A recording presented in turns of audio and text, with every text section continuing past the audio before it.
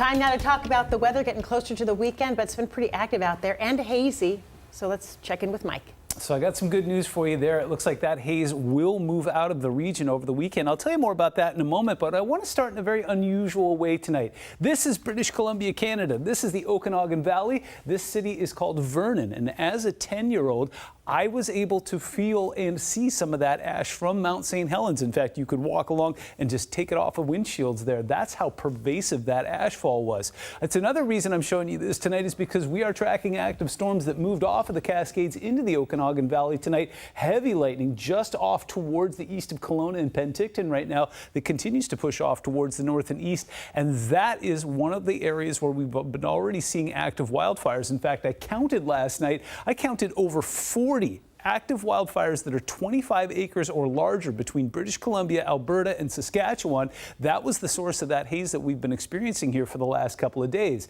The good news is we are now starting to see that steering flow move off towards the east a little bit. So even though there are still plenty of active wildfires, we are now seeing that smoke pushing away from us. Now, as we zoom in here a little bit closer to home, you're noticing that there are still some blues in here. Well, what's going on now is we've got some active wildfires in Oregon, and we're starting to see some of that haze coming up. It's mid-May. It's way too early for this. The good news is that most of this is sitting in the mid-levels of the atmosphere, so it's more of a visual thing than a respiratory thing. More good news is we put this into motion here. You can kind of start to see the beginnings of that onshore flow that will eventually sweep and scour that out of here as we go into the weekend. Take a look at air quality. Lots of green dots. That's exactly what we want to see, but there is one spot where there is an air quality warning. Now, it's just for sensitive breathers, and it's well off towards the north and east, but there are 4 counties that will be under that air quality warning until noon tomorrow. Live look from Queen Anne overlooking Seattle right now.